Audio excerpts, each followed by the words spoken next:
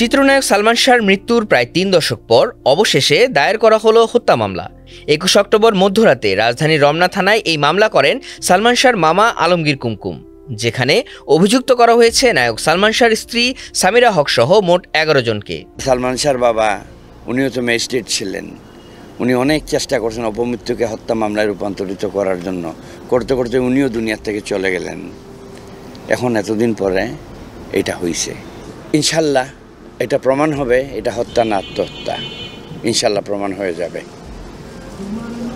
আপনারা জানবেন, আপনারা দেখবেন, দেশবাসী জানবে, দেখবে, এটা প্রমাণ হবে যে এটা হত্যা। মামলার এজাহারে প্রথম আসামি হিসেবে নাম রয়েছে সামিরা হকের। এরপর রয়েছে ব্যবসায়ী আজিজ মোহাম্মদ ভাই, লতিফা হক লুসি, চলচ্চিত্রের খলনায়ক ডন সহ আরও কয়েকজন। মোট অভিযুক্ত ১১ জনের পাশাপাশি উল্লেখ করা হয়েছে অজ্ঞাতনামা আরও কয়েকজনের নাম। ১৯৯৬ সালের ৬ সেপ্টেম্বর ঢাকার ইস্কাটনের বাসায় ফ্যানের সঙ্গে ঝুলন্ত অবস্থায় সালমান শাহর মরদেহ উদ্ধার করা হয়। এরপর শুরু হয় দীর্ঘ তদন্ত যাত্রা, যা প্রায় ৩ দশক ধরে অপমৃত্যু মামলা হিসেবেই চলতে থাকে। পরবর্তীতে police bureau of investigation PBI তাদের চূড়ান্ত প্রতিবেদনে সালমান শাহ আত্মহত্যা করেছেন বলে মত দেয়। তবে সালমান শাহের পরিবার শুরু থেকেই ওই প্রতিবেদন মানতে অস্বীকৃতি জানায় এবং দাবি করেন তাকে হত্যা করা হয়েছে।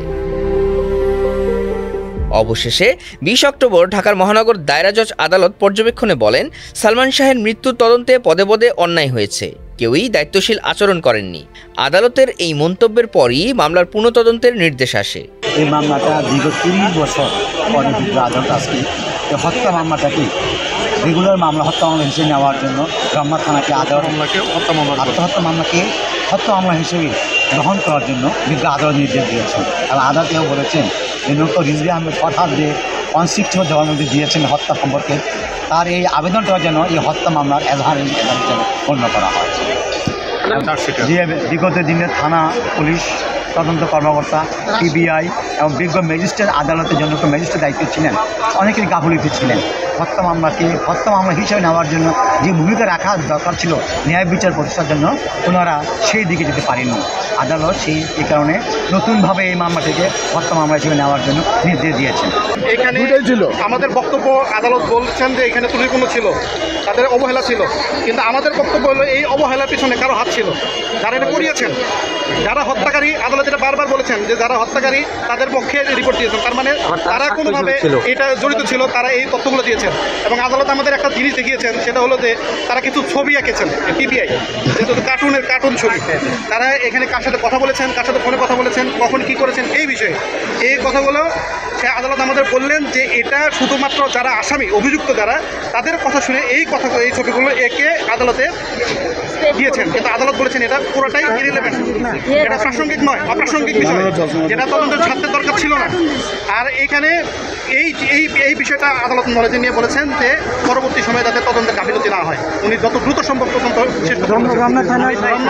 সামিরার পক্ষে আজকে কোনো আইনজীবী ছিলেন না। যখন আমরা রিভিশন শুনে করেছিলাম সেদিন বারবার ডাকা সত্ত্বেও সামিরার যে আইনজীবী নিযুক্ত তিনি ছিলেন না, সামিরাও ছিলেন না। আদালত আজকে বলেছেন যে এখানে যে সামিরা যে তার পক্ষ হওয়ার প্রয়োজন নাই, আমাদের পক্ষে আমরা যে রিভিশন করেছি, আমরা যে তথ্য উপাত্ত উপস্থাপন করেছি, সেই তথ্য উপস্থাপনের উপরেই শুনানি হয়েছে এবং ওইটাই খণ্ডন করে উনি আজকে রায়টা দিয়েছেন। এখানে উনি বলেছেন যে অন্য কোনো বিষয় এখানে আনা যাবে না, ওনাদের প্রয়োজন নেই। আচ্ছা, তাহলে আপনি বলছেন যে সামিরা সহ অন্যান্য আজিজ মোহাম্মদ ভাই সহ অন্যান্য যারা আসামি আছে তাদের কি গ্রেপ্তার, মানে মামলা যদি এজাহার হিসেবে নেয় তাহলে গ্রেপ্তার করা যাবে বা গ্রেপ্তারের জন্য উদ্যোগ নেবে? অবশ্যই। এই রায়ের ফলে যে আজিজ মোহাম্মদ ভাই, সামিরা এবং অন্যান্য যারা আছে সকল আসামি তাদের বিরুদ্ধে আদালত যে কোনো সিদ্ধান্ত নিতে পারবে। এখন তাদের বিরুদ্ধে আজকে থেকে বিচার কার্যক্রম শুরু হলো।